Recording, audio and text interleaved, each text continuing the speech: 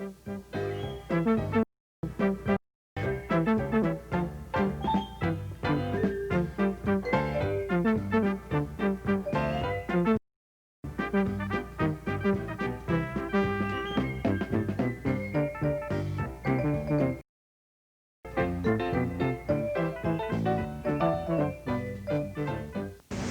to our town, and to all the men and women here who have built that town, and tonight especially to the women. The project that we will be talking about tonight is sponsored by the EWU Women's Programs and the Cheney Centennial Committee, and is funded by the Washington Commission for the Humanities and the EWU Centennial Committee.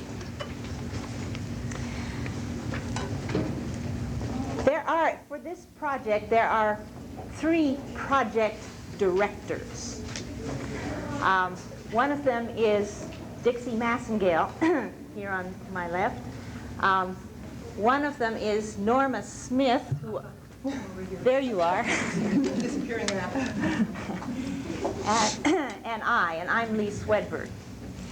But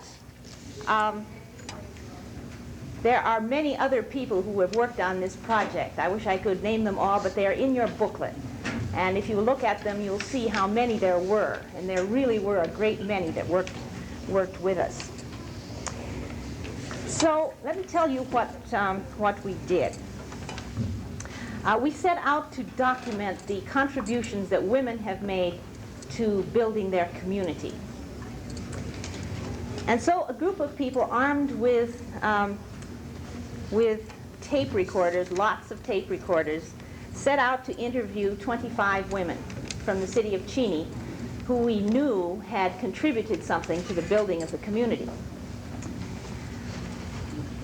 We also had help from a communications class at the college under the direction of Shauna Stockton. When we finally stopped taking interviews, we had interviewed 60 people, and we had by no means exhausted the possibilities, or even the good possibilities. When we look now at what we have, the material that we have, we find a great wealth of material, but we also find gaps that have yet to be filled. From all of that material, just a few excerpts have been put into that booklet that you got when you came here tonight. It's just to whet your curiosity, just a few excerpts here and there. The tapes themselves will have their final home in the archives at the Kennedy Library at the university. And if you want to listen to them in their unexpurgated form, you are welcome there to do so. Tonight, we are going to, first of all, be hearing a panel of historians who will discuss this project in light of women's activities as they relate to regional and national history. And then, after that, we will have a blend of historical fashions and pictures of the women in Cheney's history. I think you'll find that an interesting blend. We found it very interesting putting it together, at any rate. As I say, there are many gaps in this project. There are so many people we should have interviewed and didn't get to, and there are so many comments and pictures that don't appear here that should have. We had to, we sweat blood and tears with every picture and every quotation that we didn't use that we wanted to. So I assure you that what you're getting is a taste, but I think you will find it a very interesting taste of this particular project. Now let me introduce our panel tonight. I'm going to give you just the first introduction for everybody.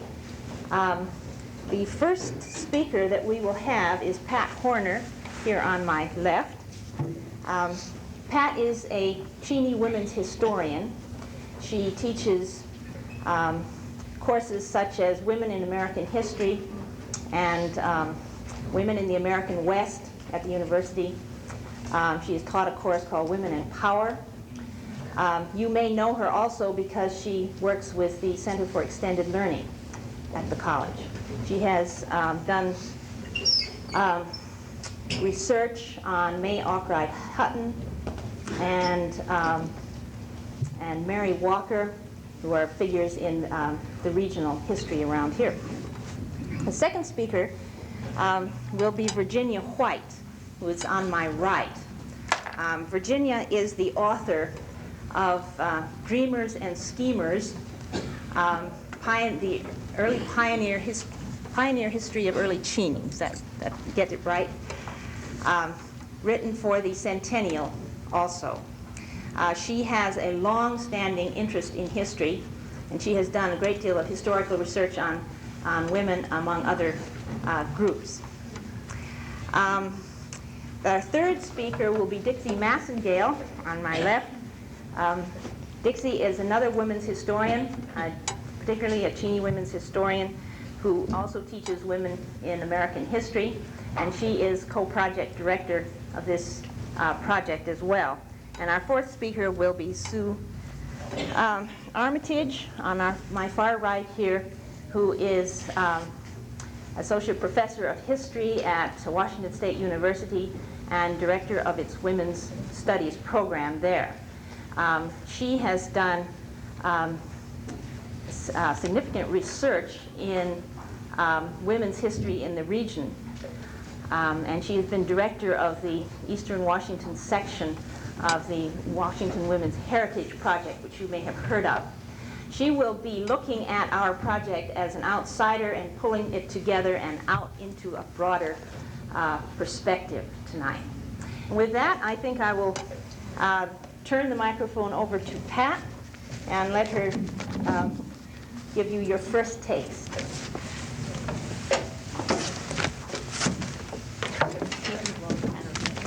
Thank you, Lee.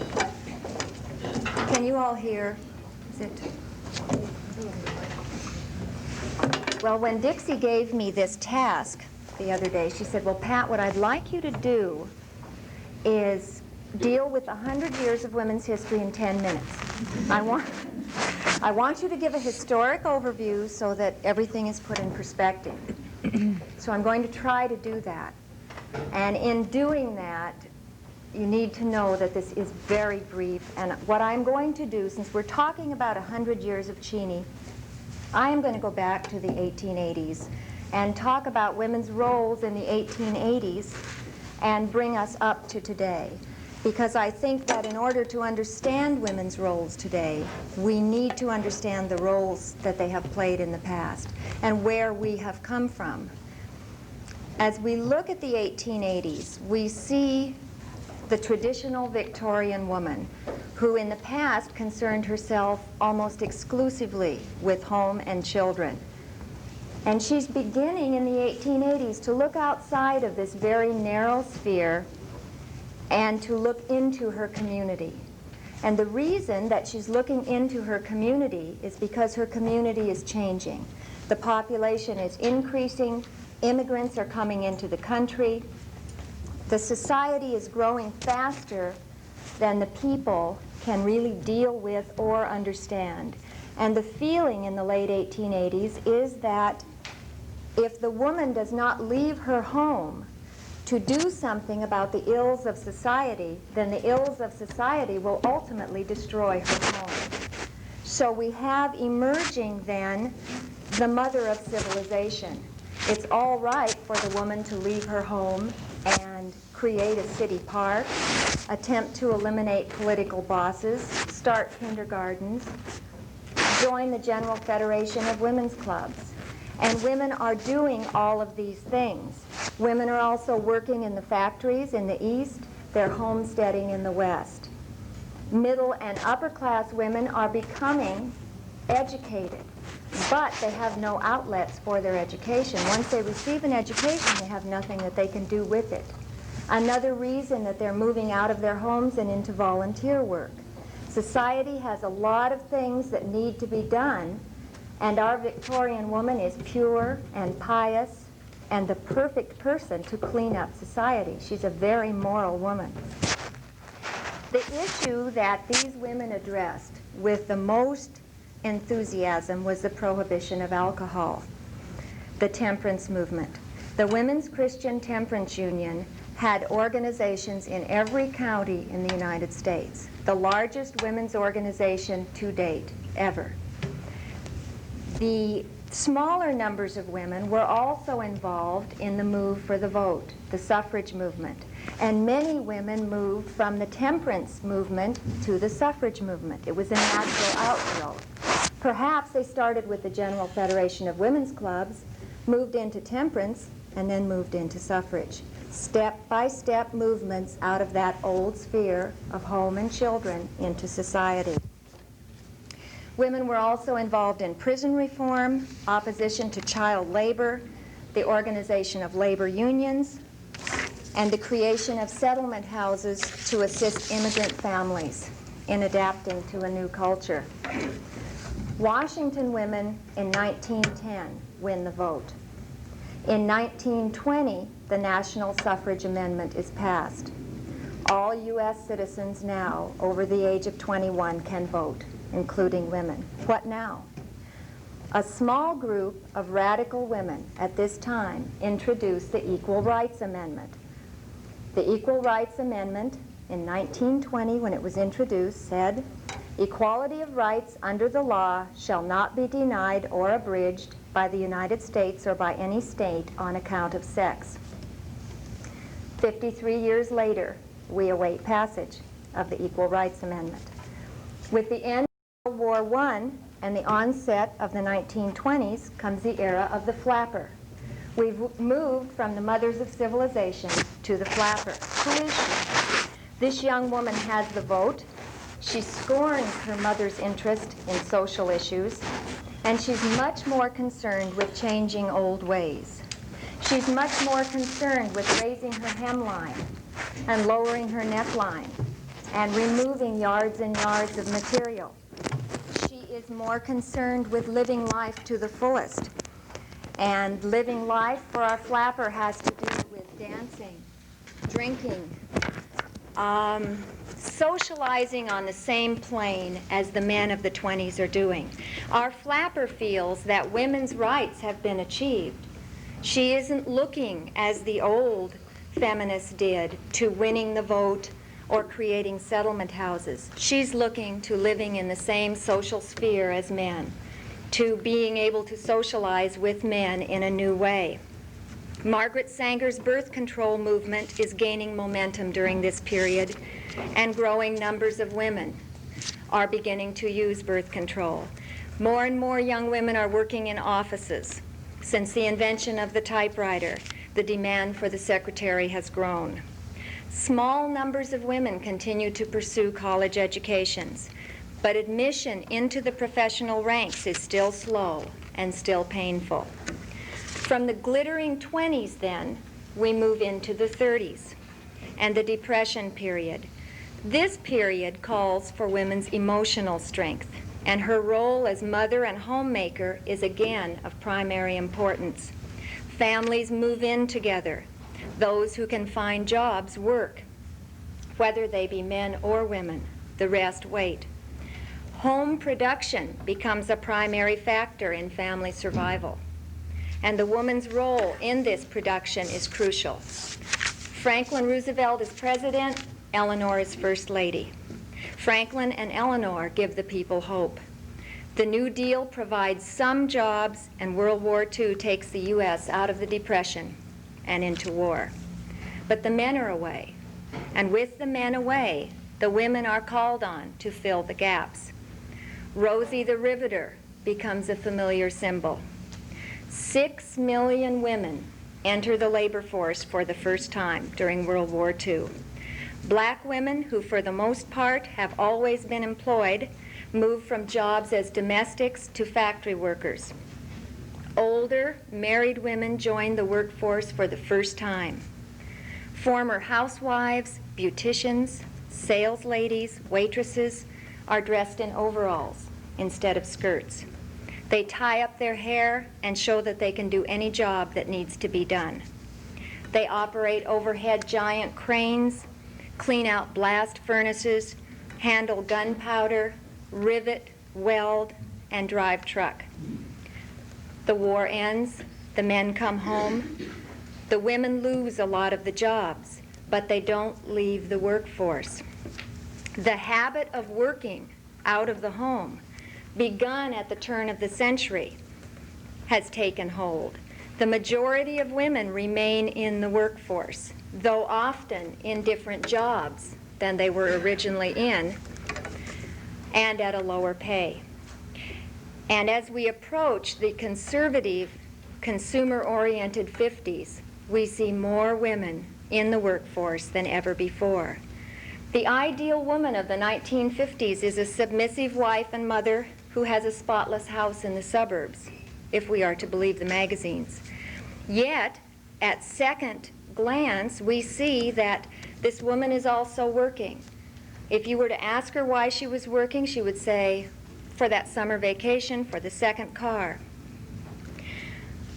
She is a woman who has forgotten what grandmother did in the 1920s and who looks ahead to economic security. But she has daughters who in the late 50s are moving to the South. And they're going to the South to lend their support and their energy to the civil rights movement. These women, like their abolitionist sisters in the early 1800s, see justice for all persons as the overriding societal issue. Many of these young women will later be involved in the anti-war movement and ultimately the new feminist movement of the 70s, taking the issue of justice to their own lives. In 1961, President John F. Kennedy calls together a commission on the status of women. How can the U.S. better utilize the talents of its women? The commission found that this could be done, number one, by ending wage discrimination, number two, by helping women with social services to balance their roles of wife, mother, and worker. In an attempt to make some gains in this area, the Equal Pay Act is passed in 1963. 1964 sees the passage of Title VII, the Civil Rights Act, stating that it is illegal to discriminate in employment or hiring because of race, color, religion, sex, or national origin. In 1966, the new women's movement is born with the formation of the National Organization of Women. The women's movement blooms. Women are in professions, they are in politics, they are in factories. Women are mothers, managers, and machinists. Sally Ride will be the first woman astronaut to be launched into space next month. 50 years after gaining the vote, women who were suffragists and women who were young enough to be their granddaughters embark on a new quest.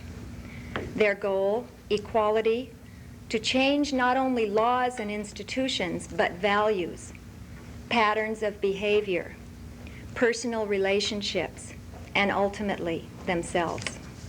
Thank you.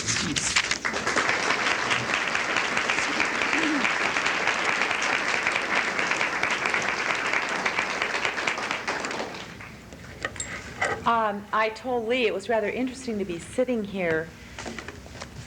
If any of you have seen the photo display that was done for this program, you'll see that there was a quote from me about whoops and Bonneville. And I was sitting right here when I made it. And it's interesting to see so many people in the audience share some of those moments I've had, plus some other important things that women have done in the city of Cheney. Now that Pat has wrapped up 100 years of women's history, I think you did a good job there. My function tonight will be to tell you briefly a few things that I ran into when I was doing research on Cheney history that fit Cheney women into the larger scheme of things that were going on nationally in women's affairs, women's history at the time.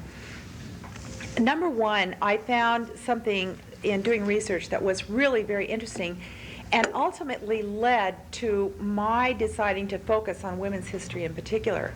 And that was whenever I went into homes to do an interview, the men would have all kinds of things and would not hesitate to share what they knew.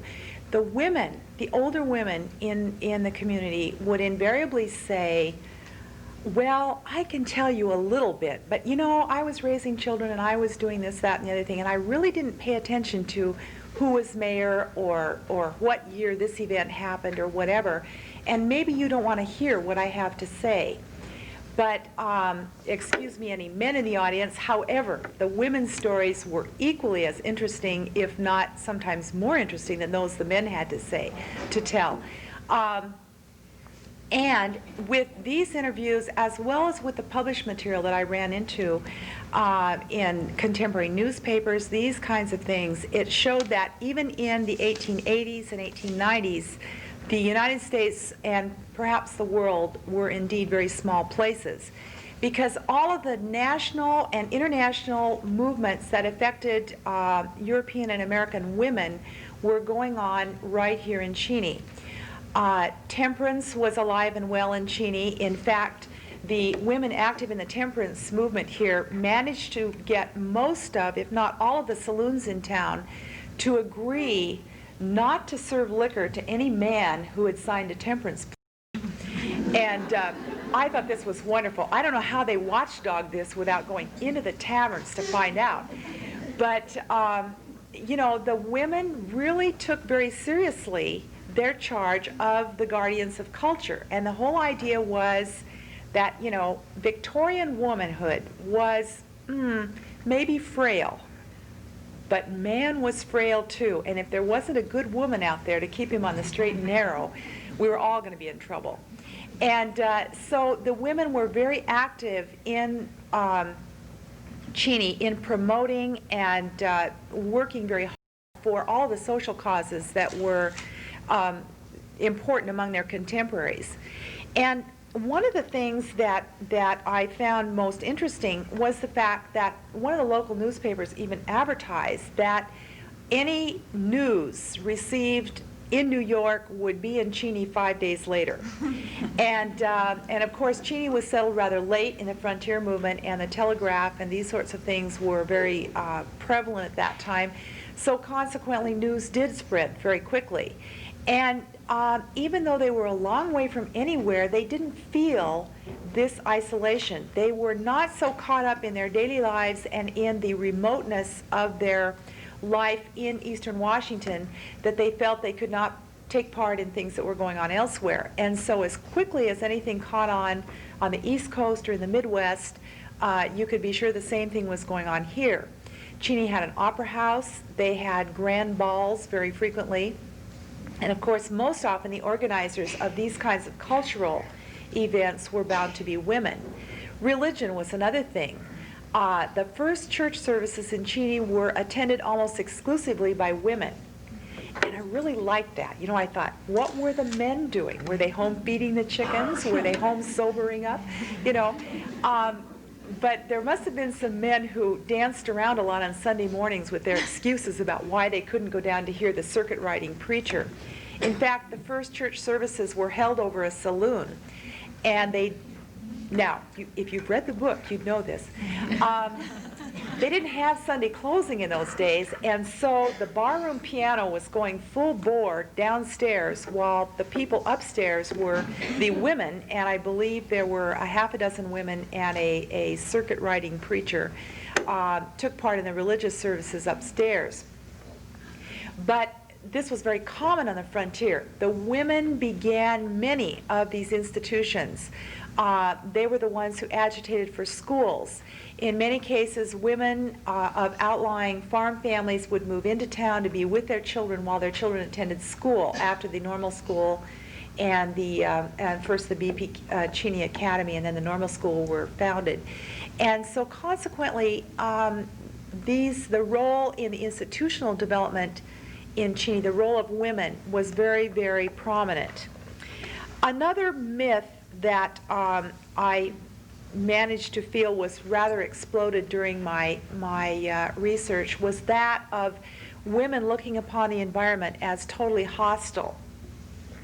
Many of the women who left the East, the pioneer women who came west, had a great difficulty settling in, and there are many cases of women going insane or temporarily suffering nervous breakdowns, this sort of thing, with the remoteness of their life on the frontier.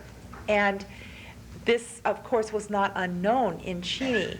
However, I found that among many, many pioneer women, particularly those who were very small children when they arrived here, or who were very young, perhaps young adults or teenagers when they arrived here, they had a fondness for the land that was really rather interesting and I thought very exciting, and a tremendous respect for Native Americans, and not a feeling of the idea of hostility of this very remote, huge, natural, wild area that they had been transported to by their menfolk. And I thought that was kind of interesting. However, you have to realize that Cheney was settled very late, and they did have very quickly a railroad to link them with relatives and friends in the East. And it was not unusual to take not frequent trips, but they did manage to get back home, many of them at least sometime during their life. So we find that no matter where you look on the American frontier, probably in general, and in Cheney in particular, you find little microcosms of everything that was going on, not just during this early pioneer period, but throughout both world wars and on through the 60s and 70s.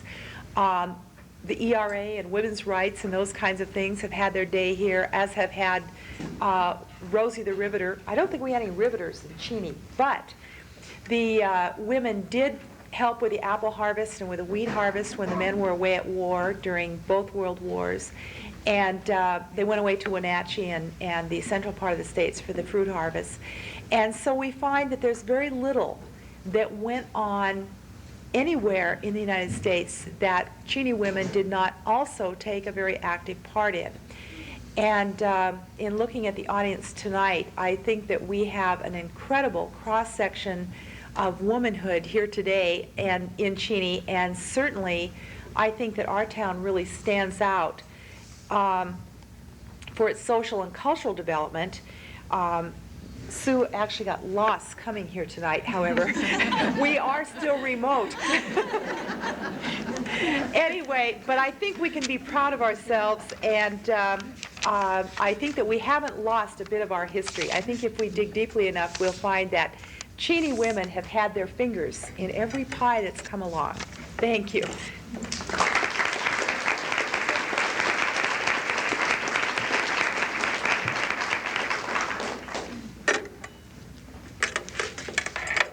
Good evening.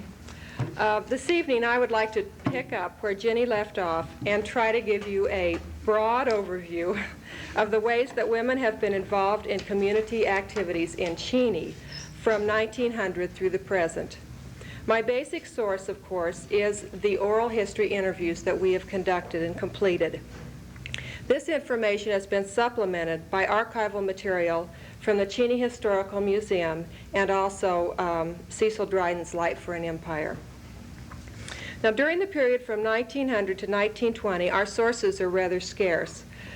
Tillicum Club was organized in Cheney in 1906 and soon became affiliated with the General Federation of Women's Clubs, which was a powerful national organization.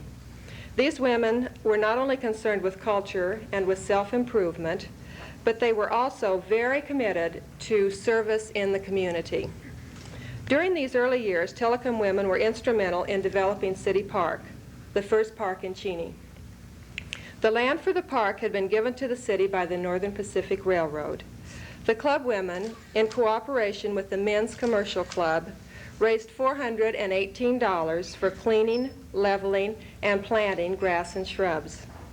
The park was maintained by the Tillicum women until the 1930s, when the city hired a groundsman. In 1911, Mrs. R.G. Andrus suggested to the Telecom members that they sponsor some sort of a festival to be held in the park for the community. Mrs. Andrus did the principal part of the work in preparing material for the first May Day program, which was such a success that the festivals were held every year from 1911 until 1937 and were managed by Telecom in cooperation with the schools and city committees. These May Day celebrations are frequently mentioned by the women that we interviewed and did a great deal to promote social cohesiveness in the community. From the beginning, women were contributing to the economic growth of the town. We are lucky enough to have interviews with 3 women who worked in Cheney during these early years. Stella Sanders, Irma Conley, who worked as telephone operators, and Florence Rue, who began work in the bank in 1913. These tapes contain interesting information about their working condition and their attitudes towards work. The farm women are another group of women who have contributed economically to the growth of Cheney throughout the years. And we have some excellent interviews, I think, which demonstrate the wide variety of responsibilities that they assumed in their work on the farm. As Pat mentioned, we find women very involved around the turn of the century on the national level in the suffrage movement and the temperance movement. Jenny mentioned this too. The suffrage movement began in the 1880s and continued on until we passed the amendment in 1920. However, in our oral interviews, we found no indication of any activity of this type in Cheney. I hate to upset you. Or temperance. But then you must remember, too, that, that was a long, long time ago. And so whether these were hot issues in Cheney, before 1900, and it might have been possible. But the women that we interviewed that were old enough that could remember back that long didn't remember very much about temperance, and they could remember suffrage, but it wasn't really a particularly big subject or big topic as far as they were concerned.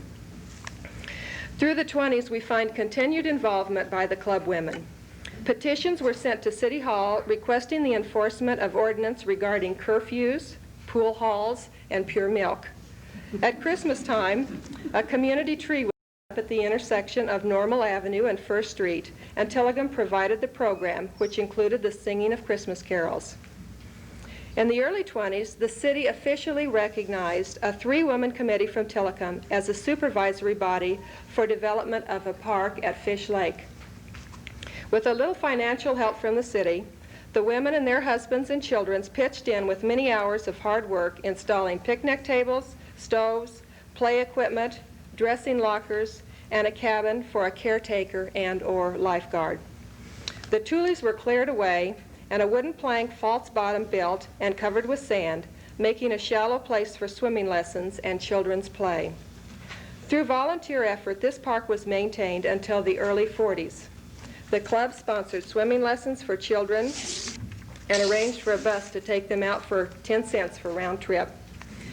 One of the committee members would meet the children at City Park and accompany them to the lake and back. The 20s were also a time of expanded opportunity for professional women. Mary Swearer, Louise Anderson, Nancy Kate Broadnax Phillips, Virginia Dickinson, Antoinette Dustin, Cecil Dryden, all joined the college faculty during the 1920s or shortly before. These women remained on faculty for many years and are well remembered by many of the women that we interviewed.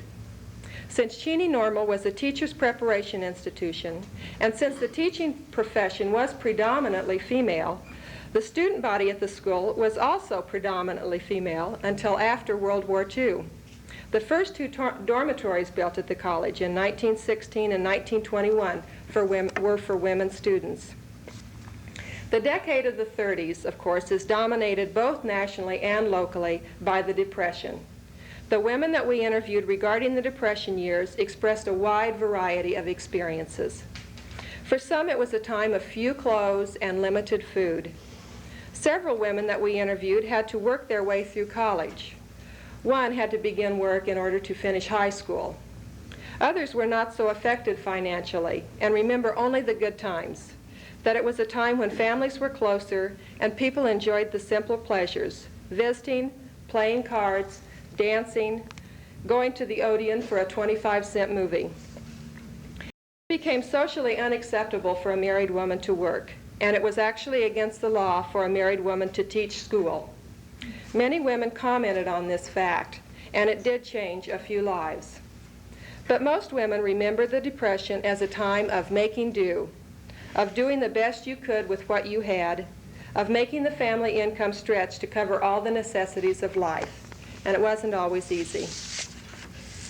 In 1941, Pearl Harbor was bombed, and the United States was quickly jolted out of the Depression and into the patriotic activities of World War II.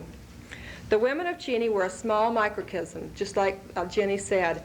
They were just a simple sample, a sample of what was going on all over the United States during the wartime.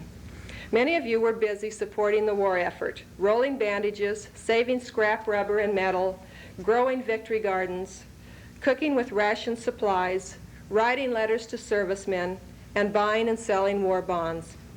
A special room in Showalter Hall was equipped and used as a Red Cross surgical dressing unit. This room was open regular hours during the day and evening, and one early report shows that 4,000 dressings were made by 238 volunteer workers. Nationally, as Pat mentioned, the war years were a time of expanded economic activity for women. Women took over many jobs that men vacated as they went off to war. During the interviews, many women mentioned this fact, but Pat Conrath was the only one that we found that actually began work in a non-traditional area, and that was pumping gas. But as Gene Stevens put it, women opened up to the idea that they could do practically anything. Ella Frost served on the ration board and Thordis Johnson on the draft board. Lucille Pearson ran the canning center where people brought their garden produce in to be canned. The wives of servicemen formed a club during the war years and became interested in recreational activities for themselves and their children.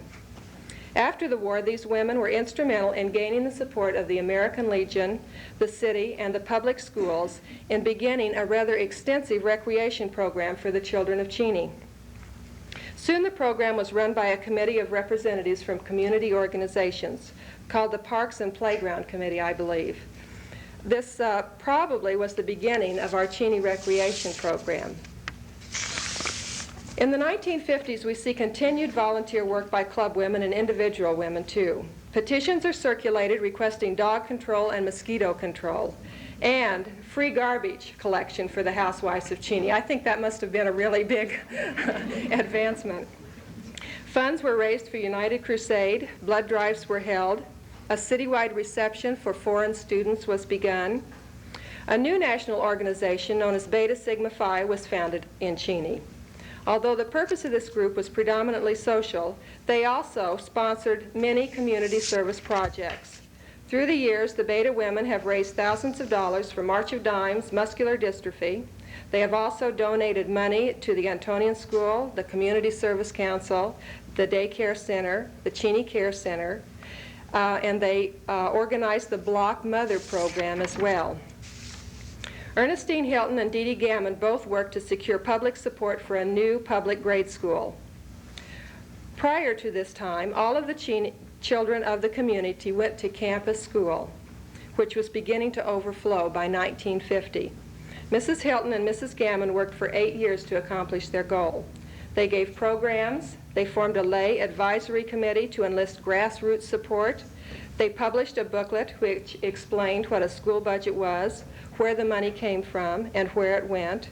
They conducted a door-to-door survey and finally gained enough support to petition the board to place a bond issue on the ballot. In 1958, Ernestine Hilton spoke at the dedication of the New Betts Elementary School. The 50s and 60s were also remembered by many women that we interviewed as a time of society, of bridge parties, of dances, and charitable events. Faculty Wives had been formed in the late 40s, and they served a social function as well as facilitating a closely knit family feeling among the members of the college faculty. The turbulent or the violent 60s, as they are frequently called, didn't seem to have much effect on life in Cheney. Most of the women that we interviewed were not involved in any way with the civil rights movement or the peace movement, with two notable exceptions. Pat Kuntz, who joined the faculty at Eastern in 1964, was vocal in her opposition to the war at Vietnam and became involved in peace demonstrations along with several other faculty members and students. As advisor to the Student Peace Group, she helped them with fundraising and petitioning, as well as working as a liaison with the administration. Pat Kuntz later went on to develop the Women's Studies program on campus. In 1972, a Women's Studies minor was accepted by the Undergraduate Affairs Committee, and soon after that, Pat enlisted the aid of various community women, faculty women, and students, and they founded the Women's Center at EWU in Monroe Hall. Dee Dee Gammon was another individual who has worked consistently in the area of human rights. She was a founding member of the Cheney Advisory Council to the Human Rights Commission, and as such investigated charges of racial discrimination in housing and employment. Perhaps more importantly, Dee Dee was always available to act as a facilitator whenever problems arose between the black students and the faculty, or townspeople, or the police. Many times unnecessary confrontations were avoided. In the 1960s, there were also a number of citizens who formed a committee to promote a public library. This committee consisted of both men and women, but Louise Stern and Joan Tracy were the primary force. Once again, we have an instance of women doing the research, laying the groundwork, circulating petitions, and mobilizing public sentiment. The issue was placed upon the ballot, voted upon favorably, and in 1968, the Cheney branch of the Spokane County Library was opened with Georgiana Smith as the first librarian. This finally brings us to the decade of the 70s, and I have one final example of a most successful volunteer project on the part of women. Reflecting the national concern with environmental issues, Jessie Lang, Jane Yarwood, Andrea Kraft, and Darlene Weller, and many other women set up an environmental center library in Jessie Lang's bedroom in 1970. They conducted a great deal of research on environmental problems and issues, both locally and nationally, and they also wrote a weekly column in the Cheney Free Press for 8 years. In 1977, they began a recycling program at the Red Barn parking lot. This project was so successful that a contract was eventually signed with the college to recycle their paper, and a contract was signed with the city to use the Wren Pearson building. The recycling center then became a business governed by a board with Jessie Lang as a paid director.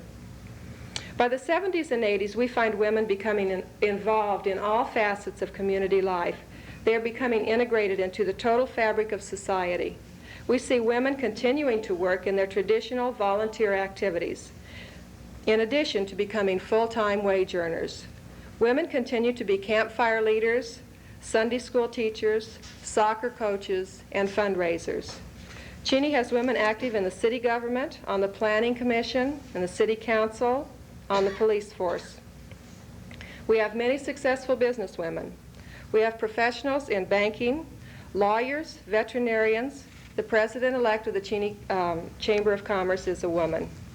In education, we find women not only as teachers and faculty, but as board members, principals, administrators, and bargaining units. Most of our tapes illustrate the broad spectrum of modern-day women's activities. We hope this collection will be of interest to future women and scholars. Thank you.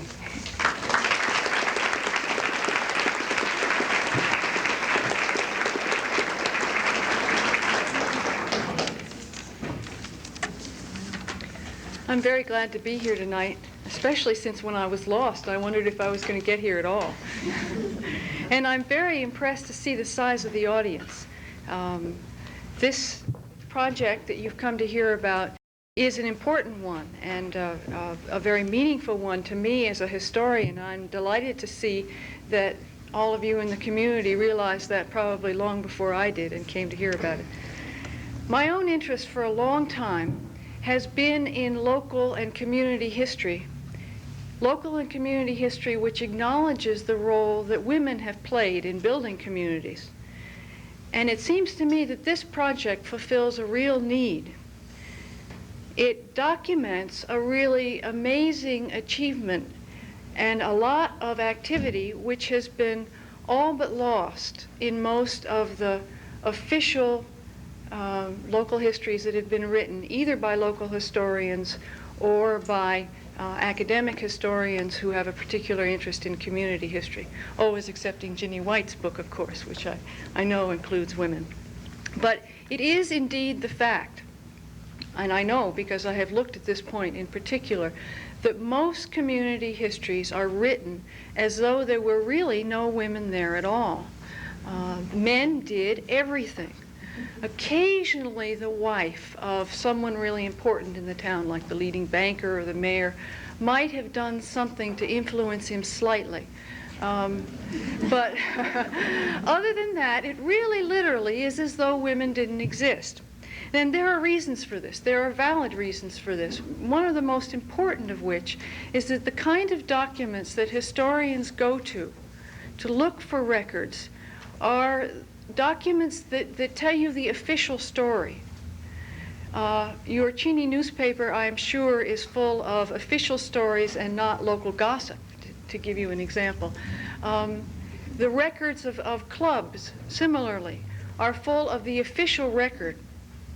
And that can be very different from the informal process by which a project gets started, thought about for the first time, and organized. And it's in that informal area that women have always historically been important, and which women's historians in particular are now so anxious to document, to demonstrate the role that women have always played in communities. It seems to me that to recover that lost history of women, oral histories are really essential, because it's through oral histories, when people start reminiscing about their own experience, that you get the informal story. Yet my experience has been very similar to the one that Ginny talked about. Often, when I have gone to interview a woman, she said to me, "I don't know why you want to interview me. I haven't done anything important." And she wants to tell me about what her father has done, or her husband, or her brother has done. Because she believes, and I can see why she might have been misled into believing this in the past, that only men make history, and whatever it is that women do, it's something else. That's another reason why women's history is a flourishing field at the moment, as we try to recover some of the lost history of women. There's another reason, though, which I think goes closer to the heart of volunteer groups here in Cheney and in other small towns. The social custom, whatever the reality may be, the social custom is that the men do the public things. They're the businessmen, they're the politicians, they sit on the school board, they hold the local offices, they run the bank, so forth and so on. And women's life is largely private. They worry about home and family.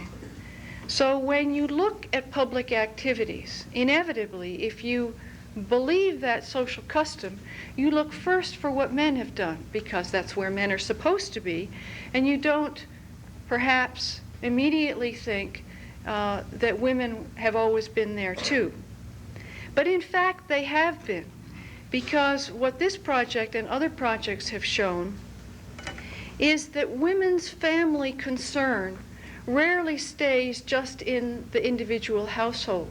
Women have always been concerned about the schools that their children went to, about the churches that they went to, about whether there was a library so that they had reading besides what might be available at home. Although the family has always been the center, it's because of extended family concerns that women have always and inevitably been concerned about what happens in the entire community. In fact, often the family and the community are virtually the same. So I want to propose a new category of activity somewhere between public affairs and the private affairs of the household, some in-between category, which is where women, in fact, have always been, in that space, moving back and forth between the household and public affairs, very easily without making any really sharp distinction between public and private affairs. Because, as I said, it's the personal, informal activity of thinking of a project, of something that has to be done, then talking to your friends and neighbors to see how it might be achieved, doing the organizing, arranging for how the project will affect the entire community, lobbying, mustering support for the project, raising money. All of those things are things that women have always done. They do the groundwork. But often, at least in the 19th century, once that groundwork has been laid and the moment comes to make whatever the organization is official, whether it's founding the school and electing a school board or a church or whatever, when the groundwork is laid, the women step back and the men become the officials in the new organization.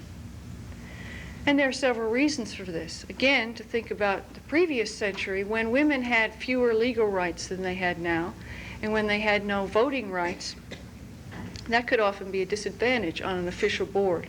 So there were legal disabilities that made women step back.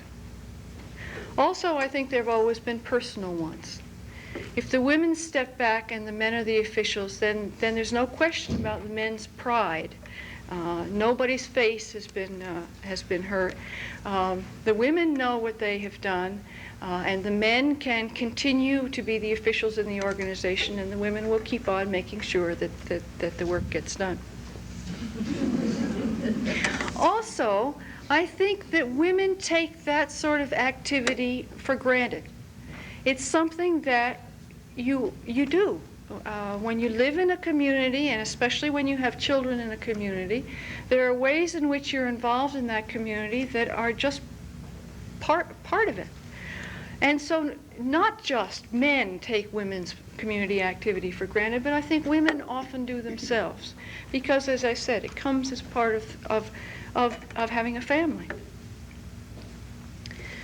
And then, too, as I've been saying, there is also the question of what is history and what kinds of activities are important in a historical sense.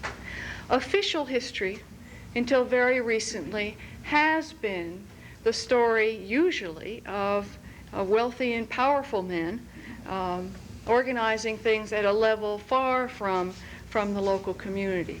It's been national political history, international military history, a realm of activity very, very far away from the small towns and communities in which most Americans, for most of American history, have lived. Today, there are many historians trying to change our sense of what history is. And there's a tremendous amount of interest in grassroots history, in finding out about the history of those local communities. And it's as part of that grassroots history that women's history has flourished so mightily in the last 10 years or so. And one of the pieces of history that women's historians have rediscovered is the history of women's groups throughout all of American history. And there is, we now know, a classic pattern of development that was established in the 19th century and still continues today. Often women first met together for charitable reasons connected with their church, or for sociable reasons, just because it's nice to get together with your neighbors occasionally. Then, through talking together, they realized that they had a common concern. It might have been temperance, it might have been the fact that women couldn't vote, it might have been a number of the local issues that Dixie's told you about. Once having identified a common concern, women's groups began acting on those concerns. And so you find a number of women's groups who, when they began, had no idea of becoming involved in local politics, and yet the process inevitably brought them there. And so, very rapidly, in the late 19th century, in the 1880s, 1890s, throughout the country, you find women's groups deeply involved in social reform efforts, in sanitation efforts in big towns and small, in the founding and development of social work, just to name a few fields. And you also find that in any given area, in any given state, the groups in a particular small town network and reach out to similar groups in other communities. And almost before you realize it, there is a network of women's groups working together for statewide causes, most commonly having identified a reform need to insist that the state government then act upon it. So you have an entire process which goes from identifying a need all the way through to insisting upon the fact that it be taken over eventually as a governmental function. This is part of the lost history that women's history is in the process of rediscovering, and that projects like this are essential for, because that's what this project also has discovered. And we find in this record that there's much to celebrate. And we also find that it's important to recognize what has changed. In recent years, there has indeed been, at least nationally, a decline in volunteerism. One of the reasons for that is because some of the functions that women's groups used to identify and fulfill in towns and cities are now governmental functions. I'm thinking particularly of welfare functions, but there are probably numbers of other examples as well. Partly as a result of agitation and lobbying by previous generations of women's clubs, these are now seen as a state responsibility rather than a matter of local and private charity. And then, of course, as well, one of the reasons for the changes in women's groups, not to say that there hasn't been continuity, but there has been change too, is changing ideas among women themselves about their roles in life and in public activity. There is, I find, at least among my students at Washington State University, a very rapidly growing interest in careers and in a full-time commitment and lifetime commitment to a job and a place in the workplace, rather than an emphasis primarily on homemaking. And one of the reasons for that is because young women today are in participating in the centers of power, from which, in fact, women have been excluded in the past. Young women today want to share in that power, and they see no reason why they shouldn't share it equally with men. Because I think it's important to recognize that overwhelmingly valuable as women's groups all over the country have been in the changes that they've made in their local communities and in the national scene, there have always been limits on women's activities. Until 1920, the fact that women didn't have the vote and could not directly exercise political power was a very serious drawback. It meant that really, however hard you lobbied, you were finally limited to influence rather than a direct voice yourself.